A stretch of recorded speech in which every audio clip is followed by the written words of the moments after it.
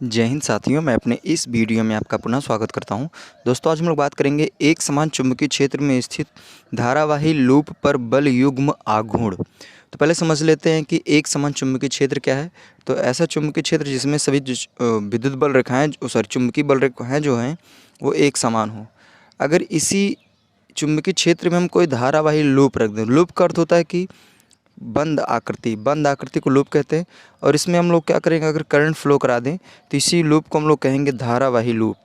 तो हमने पढ़ा है कि जब किसी चुंबकीय क्षेत्र में कोई आवेश अगर गति करता है, मान लीजिए कोई क्यू आवेश है, अगर ये गति करता है तो इस पर क्या लगता है, एक बल लगता है। और इस बल के बारे में बताए थे लारेंज, तो इसलिए इस बल को हम लोग कहते हैं लारेंज बल। उसी तरह हमने पढ़ा था कि अगर किसी चुंबकीय क्षेत्र में कोई धारावाही चालक तार रख दिया जाए, यानी ऐसा तार रख दिया जाए जिसके अंदर करंट फ्लो करती रहे, तो इस चुंबकीय क्षेत्र की वजह से इस पर भी बल लगता है। ठीक उसी तरह अगर किसी चुंबकीय क्षेत्र में कोई धारावाही लूप रख दें, मतलब ऐसी संरचना रख दें जो चारों तरफ से बंद हो और उसके अंदर करंट फ्लो कर रही हो, तो अगर बंद लूप रख दें तो इसके अंदर जब करंट फ्लो कराएंगे तो चुंबकीय क्षेत्र की वजह से इस पर भी क्या लगेगा, बल लगेगा। लेकिन यहाँ पे क्या, यहाँ पे देखो, यहाँ पे और यहाँ पे एक एक बल लग रहा था। लेकिन अगर लूप की बात करेंगे तो इसमें दो बल लगेंगे, और ये दोनों बल क्या होंगे, विपरीत दिशा में होंगे। यानी दोनों बल मान में समान होंगे परंतु दिशा में विपरीत होंगे, तो उन्हीं को हम लोग कहेंगे बल युग्म। फिर जब दो बल किसी एक वस्तु पे समान मान के परंतु विपरीत दिशा में जब लगते हैं ना, तो उस वस्तु को क्या करते हैं, घुमा देते हैं, यानी उसको घूर्णन करा देते हैं। तो बेसिकली यहाँ पे इसका अर्थ ये निकल रहा है, एक समान चुंबकीय क्षेत्र में धारावाही लूप पर बल युग्म आघूर्ण। इसका अर्थ ये है कि अगर एक समान चुंबकीय क्षेत्र में हम धारावाही लूप, यानी ऐसी संरचना जो चारों तरफ से बंद हो और उसमें धारा प्रवाहित हो, अगर उसको हम रख देंगे चुंबकीय क्षेत्र के अंदर, तो उस पर क्या लगेगा, बल युग्म लगेगा। यानी ऐसे दो बल लगेंगे जो मान में समान होंगे परंतु चिन्ह में दिशा में विपरीत होंगे। तो क्या करेंगे, वो दोनों बल उस वस्तु को घूर्णन करा देंगे, यानी घुमा देंगे। तो बेसिकली इसका अर्थ ये हुआ, एक समान धारावाही लूप में एक समान चुंबकीय क्षेत्र में स्थित धारावाही लूप पर बल युग्म आघूर्ण। अर्थात एक समान चुंबकीय क्षेत्र में अगर धारावाही लूप को रखेंगे तो उस पर दो ऐसे बल लगेंगे जो इसको क्या करेंगे, घुमा देंगे। ठीक है। तो अगर हम बात करें, अगर ये जो बल युग्म आघूर्ण लग रहा है इसको किससे प्रदर्शित करते हैं, तो बल युग्म आघूर्ण को टाउ से प्रदर्शित करते हैं। अगर बात करें इसके फार्मूले को, तो फार्मूला इसका होता है NIBA साइन थीटा। तो बेसिकली ये इसका फार्मूला होता है। अगर बात करें बल युग्म आघूर्ण का मात्रक, तो इसका मात्रक होता है न्यूटन इंटू मीटर होता है। अगर यहाँ पे हम बात करें जो फार्मूला हमने लिखा है, इसका नामकरण कैसे, मतलब नामकरण करना है, तो इनमें कौन लोग क्या, किनका क्या नाम है। तो यहाँ पे टाउ का अर्थ है ये बल युग्म आघूर्ण है, एन है लूप में या कह सकते हैं कुंडली में फेरों की संख्या है, आई का अर्थ है लूप या कुंडली में प्रवाहित धारा है, बी का अर्थ है चुंबकीय क्षेत्र, ए का अर्थ है लूप या कुंडली का एरिया यानी क्षेत्रफल है, और थीटा का अर्थ ये है कि जो लूप है और लूप में जैसे मान लीजिए लूप है तो लूप के क्षेत्रफल सदिश की दिशा, जैसे मान लीजिए इधर अगर हम लूप को अच्छे से बनाएं, ये लूप ऐसा है, मान लीजिए कोई लूप है, इसके अंदर करंट फ्लो कर रही है और ये किसी चुंबकीय क्षेत्र में स्थित है ये लूप। ठीक है। तो यहाँ पे जो थीटा है, थीटा का अर्थ ये है कि लूप में जो क्षेत्रफल सदिश होगा उसकी दिशा तथा चुंबकीय क्षेत्र की दिशा के बीच जो कोण बनेगा वही आपका थीटा होगा। तो ये बातें आपको ध्यान देनी है। तो चलिए आइए प्रश्न से स्टार्ट करते हैं। अब इसमें कहा जा रहा है 20 फेरों वाली एक कुंडली का क्षेत्रफल 1.5 सेंटीमीटर स्क्वायर है तथा इसमें 3 एम्पीयर की धारा बह रही है। यदि कुंडली को 0.5 वेबर पर मीटर स्क्वायर के एक समान चुंबकीय क्षेत्र में इस प्रकार लटकाया जाए कि कुंडली का जो तल है वो चुंबकीय क्षेत्र के समांतर हो, तो उस पर लगने वाले बल युग्म का आघूर्ण ज्ञात कीजिए। तो बेसिकली अगर पहले इसका हम फिगर बनाना चाहें, तो मान लीजिए जो कुंडली है, ये कुंडली कुछ इस तरह हम पहले बना लेते हैं। ये कुंडली कुंडली ही है इसमें, तो इसको हम क्या करेंगे, इस तरह पहले बना लेंगे। ये है और इसका एरिया जो दिया हुआ 1.5 सेंटीमीटर स्क्वायर है, और इसमें जो फेरों की संख्या दिया हुआ है वो फेरों की संख्या 20 दिया हुआ है। यानी चलिए हम मान रख देते हैं पहले, n का मान 20 दिया हुआ है, एरिया का मान दिया हुआ है 1.5 सेंटीमीटर स्क्वायर। तो इसको अगर आप मीटर स्क्वायर में ट्रांसफ़र करेंगे तो हो जाएगा 1.5 गुणे 10⁻⁴ और ये मीटर में आ जाएगा। अगर बात करें यहाँ पे करंट का मान, तो आई का मान दिया हुआ है 3 एम्पियर। ठीक। अगर बात करें बी यानी चुंबकीय क्षेत्र का मान, तो चुंबकीय क्षेत्र का मान दिया हुआ 0.5 वेबर पर मीटर स्क्वायर। अब बात करना है हमें थीटा का मान। तो यहाँ पे देखिए, मान लीजिए चुंबकीय क्षेत्र ऐसे जा रही, चुंबकीय जो बल रेखाएं हैं ऐसे जा रही, और इसी देखिए जैसे मान लीजिए चुंबकीय बल रेखाएं से जा रही हैं, तो जो ये तल है यानी कुंडली जो है उसी के समांतर रखा हुआ है। तो समांतर रखा हुआ है, तो अगर इसका हम एरिया वेक्टर निकालेंगे तो एरिया वेक्टर कुछ इधर जाएगा, तो एरिया वेक्टर इधर जाएगा और चुंबकीय बल रेखाएँ इधर जाएंगी। तो इनके बीच जो कोण बन रहा है थीटा, वो 90 डिग्री बन रहा है। तो अब हमें सारा मान पता चल गया है। अब हम फार्मूले में रख देंगे। तो टाउ बराबर हम जानते हैं होता है NIAB साइन थीटा। तो चलिए, n का मान दिया हुआ है सवाल में 20, I का मान 3 एम्पियर, A का मान दिया हुआ है 1.5 × 10⁻⁴ इंटू साइन थीटा का मान दिया हुआ 90 डिग्री। साइन 90 डिग्री का मान 1 होता है।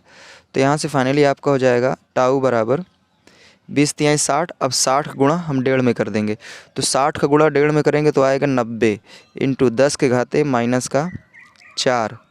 ठीक है। अच्छा, यहाँ पे एक चीज़ हम भूल ही गए हैं। यहाँ पे हमने फेरों की संख्या और विद्युत धारा क्षेत्रफल का मान रखा, हमने चुंबकीय क्षेत्र का तो मान ही नहीं रखा। चुंबकीय क्षेत्र का मान दिया हुआ 0.5, इसको भी रख लेते हैं। अब इसके बाद यहाँ पे क्या करेंगे, इंटू में ये 0.5। तो देखिए ये 0.5 का अर्थ है आधा, और ये 90 में अगर आधा का गुणा करेंगे तो आएगा ये 45। ठीक है, 45 × 10⁻⁴। और अगर बात करें मात्रक का, तो मात्रक हो जाएगा न्यूटन मीटर। तो उम्मीद करूँगा दोस्तों ये प्रश्न आपको समझ में आया होगा हमने कैसे किया है। चलिए अब हम लोग दूसरे प्रश्न की ओर चलते हैं। इसमें कहा जा रहा है 100 फेरों वाली तथा 15 सेंटीमीटर × 100 सेंटीमीटर क्षेत्रफल की एक कुंडली 1 वेबर पर मीटर स्क्वायर के चुंबकीय क्षेत्र में रखी गई है। कुंडली में धारा इतना है तथा कुंडली की जो तल है चुंबकीय क्षेत्र के समांतर, यानी पहले वाली कंडीशन है। तो कुंडली पर लगने वाले बल युग्म आघूर्ण की गणना करना है। तो बेसिकली यहाँ पे n का मान दिया हुआ है 100। अगर बात करें क्षेत्रफल, तो क्षेत्रफल हमें निकालना पड़ेगा। तो यहाँ पे 15 सेंटीमीटर × 10 सेंटीमीटर है, तो 15×150, तो यहाँ हो जाएगा 150, और मात्रक हो जाएगा सेंटीमीटर स्क्वायर। तो इसको मीटर स्क्वायर में ट्रांसफ़र करेंगे तो जाएगा 150 × 10⁻⁴, और ये हो जाएगा मीटर स्क्वायर। ठीक है। अब बात करेंगे W का मान कितना दिया है, यानी W कह रहे हैं, B का मान कितना दिया हुआ है। चुंबकीय क्षेत्र का मान दिया हुआ 1.0 वेबर पर मीटर स्क्वायर। और बात करें I का मान, तो I का मान दिया हुआ 0.2 एम्पियर। ठीक है। अब वही थीटा का मान पता करना चाहें, तो थीटा का मान जो दिया हुआ 90 डिग्री, क्योंकि जो कुंडली है वो चुंबकीय क्षेत्र के समांतर है। मतलब ऐसे करा, मान लीजिए चुंबकीय क्षेत्र ऐसे जा रही हैं, तो इसके ये समांतर ऐसे रखा हुआ है। तो अगर हम इसका एरिया वेक्टर खींचेंगे तो ऊपर जाएगा, चुंबकीय बल रेखाएं इधर जाएंगी, 90 डिग्री कोण बनाएंगी। तो यहाँ से फिर टाउ बराबर हम लिख सकते हैं NIAB साइन थीटा। तो चलिए, n का मान दिया हुआ है 100 इंटू I का मान दिया हुआ है 0.2। और अगर बात करें एरिया का, तो एरिया दिया हुआ है 150 × 10⁻⁴ इंटू B का मान 1 दिया हुआ है, इंटू साइन थीटा का मान 90 डिग्री। तो साइन 90 डिग्री का मान तो 1 ही हो जाएगा। तो यहाँ से फाइनली टाउ बराबर हो जाएगा। चलिए, अगर इसका इसमें मल्टीप्लाई करते हैं तो ये फाइनली आपका आ जाएगा 20। 100 का 0.2 में मल्टीप्लाई हो जाएगा तो ये आएगा 20 आ जाएगा, इंटू ये हो जाएगा 150, एक का गुणा वही होगा, 150 रहेगा, इंटू 10⁻⁴, और साइन 90 डिग्री का मान तो 1 ही हो जाएगा। तो 150 गुणा 20 में करेंगे तो ये आएगा फाइनली आपका 3000 इंटू 10⁻⁴ न्यूटन इंटू मीटर। अगर आप चाहते हैं छोड़ सकते हैं यहीं पे, लेकिन अगर मान लीजिए यहाँ पे हम दशमलव के बाद यहाँ 0 मान ले, तो 1 2 3 4 अगर यहाँ रखना चाहें, तो अगर दशमलव इधर खसकाएंगे 4 अंक, तो यहाँ से सारे लोग ख़त्म हो जाएंगे। तो इसको आप ऐसे भी लिख सकते हैं 0.3, बस रहने दीजिए 0.3 न्यूटन इंटू मीटर। ये कैसे आया? तो हमने क्या किया, मान लीजिए यहाँ पे 3000 के बाद हमने अपने दशमलव माना। अब दशमलव को अगर 4 अंक इधर यहाँ पे लाएंगे तो ये सभी खत्म हो जाएंगे, तो यहाँ पे सीधा 0.3 बचेगा। तो आप चाहते हैं तो अगर ये नहीं समझ में आ रहा है तो आप चाहते हैं तो इसी को छोड़ सकते हैं, यही आपका आंसर माना जाएगा। अगर आपको आता है तो आप आसानी से इसको भी कर सकते हैं। चलिए अब हम लोग तीसरे प्रश्न की ओर चलते। इसमें कहा जा रहा है कि एक एम्पियर धारावाही 100 फेरों वाली कुंडली को एक चुंबकीय क्षेत्र B बराबर इतने में चित्रानुसार रखा गया है। कुंडली पर कार्यरत बल युग्म आघूर्ण ज्ञात कीजिए। तो देखिए इसमें क्या दिया हुआ है। इसमें पहला नंबर तो हमें n का मान दिया हुआ है 100। अगर बात करें I का मान, तो I का मान दिया हुआ है 0.1 एम्पियर। ठीक, अब यहाँ पे B का भी मान दिया हुआ है 0.5 वेबर पर मीटर स्क्वायर। ठीक, अब यहाँ पे एरिया नहीं दिया हुआ है, तो एरिया कैसे निकालेंगे? यहाँ पे देखिए लूप यानी जो चित्र दिया है इसकी लंबाई और चौड़ाई दोनों 15 गुणे 15 दिया हुआ है, यानी 15 सेंटीमीटर लंबा 15 सेंटीमीटर चौड़ा। तो अगर इसका एरिया निकालेंगे तो लंबाई गुणे चौड़ाई होता है, तो यहाँ हो जाएगा 15 सेंटीमीटर गुणे 15 सेंटीमीटर। तो इसको हल करेंगे तो यहाँ जाएगा 15 15 में 225 गुणे यहाँ हो जाएगा सेंटीमीटर स्क्वायर। तो इसको मीटर स्क्वायर में ट्रांसफ़र करेंगे तो जाएगा 225 गुणे 10 के घाते -4, ये हो जाएगा मीटर स्क्वायर। अगर बात करें थीटा का मान क्या होगा, तो देखिए ये चुंबक का n ध्रुव है, s ध्रुव है, तो चुंबकीय बल रेखाएं n से s की ओर जाएंगी, और ये जो लूप है ये ऐसे सीधा रखा हुआ है।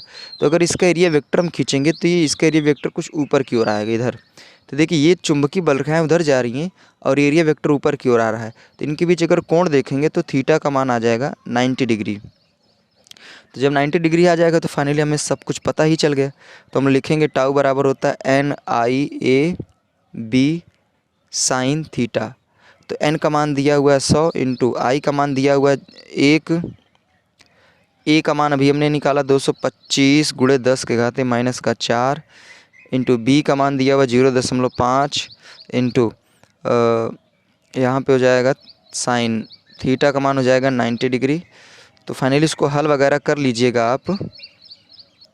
तो इसका जो मान आएगा वो टाउ का जो मान आएगा वो आएगा 1.125 और न्यूटन मीटर। तो ये फाइनली इसका हल करने से मान आएगा। तो उम्मीद करूँगा दोस्तों ये तीनों प्रश्न आपको समझ में आए होंगे। तो बेसिकली आज हमने बात किया एक समान चुंबकीय क्षेत्र में स्थित धारावाही लूप पर बल युग्म आघूर्ण।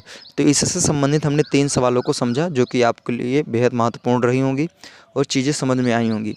अब दोस्तों दीजिए इजाज़त, इसी तरह मिलेंगे अगली वीडियो में। तब तक के लिए जय हिंद, वंदे मातरम।